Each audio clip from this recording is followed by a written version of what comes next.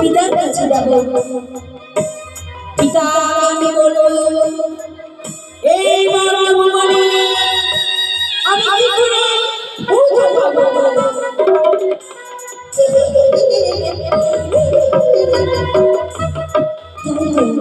বিলম্ব করবো না, এই পিতা নিকটে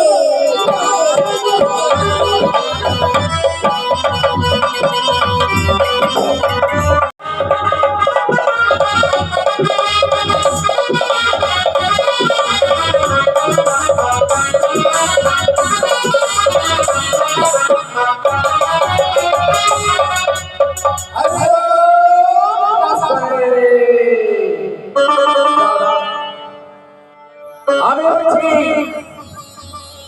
স্বর্গ, আমি হচ্ছি মর্ত, আমি হচ্ছি পাতা, আমি হচ্ছি ব্রহ্মা, আমি হচ্ছি বিষ্ণু, আমি হচ্ছি মহাশা।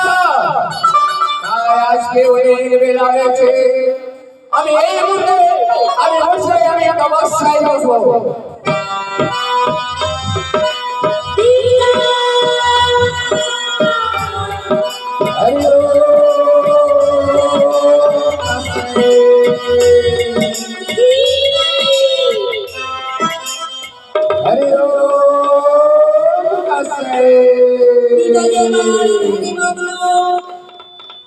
এই মুহূর্তে আমার পিতার ভঙ্গ করতে হবে, নয় যে আমি জগৎ মাঝারি জগৎ পাবো না।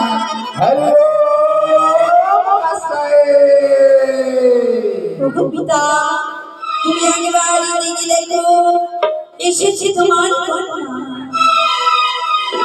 সাতর শিব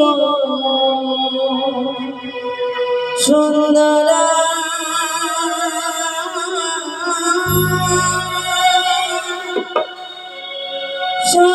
সদাম শিব সুন্দরা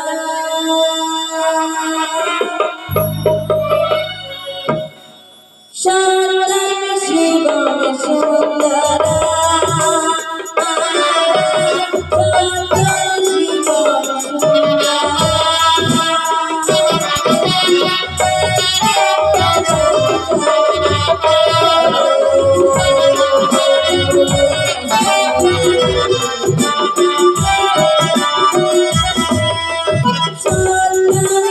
সদাম শিব সুন্দরা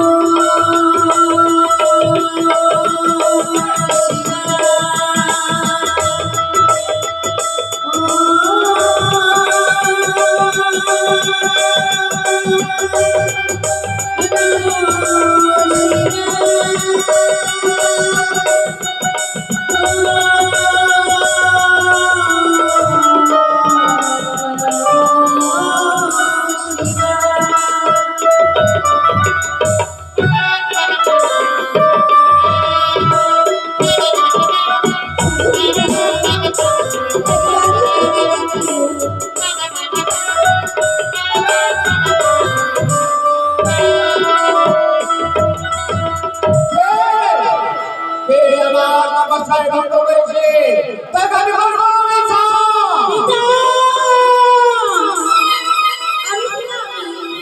ওরে মা, আজ তুমি শিশু পরিত্যাগ করে তুমি এসেছো কন্যাশ্রী।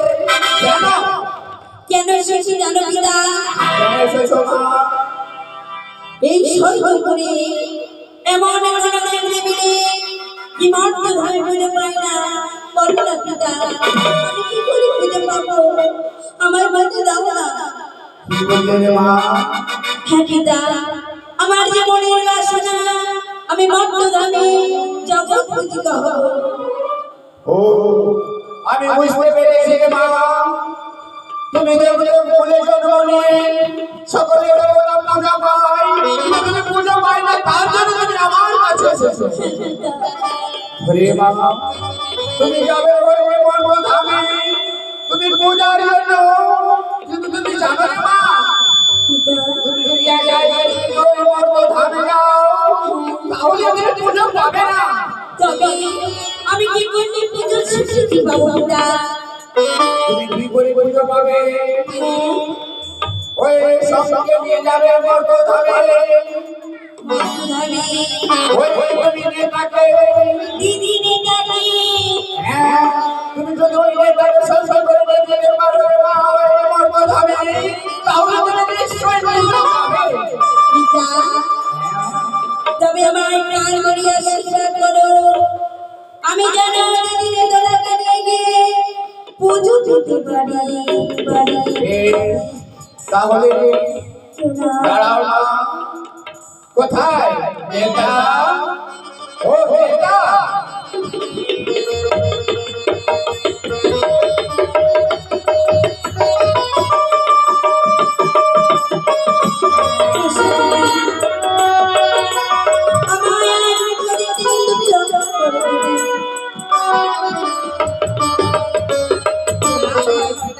আশীর্বাদ করি রে মা, আজ আমি তোমাকে কেন ডেকেছি? তোমাকে যেতে হবে ওই মনসার সঙ্গে, ওই তোমাকে মর্ত ধামে। ও বড় মনসার সঙ্গে আমায় যেতে হবে মর্তধামে। হ্যাঁ, ঠিক আছে বাবা, আমি তাই যাব। বেশ। তাহলে যাও রে মা, আমি তোদেরকে প্রাণ খুলে আশীর্বাদ করি যেন তোদের মন ভাঙিয়ে পুজো প্রচার করবে। বেশ পিতা, আমরা তাই করব। চলো দিদি, চলো। বেশ, আমি এই মুহূর্তে চলে যাব। আমি পুষ্প বনে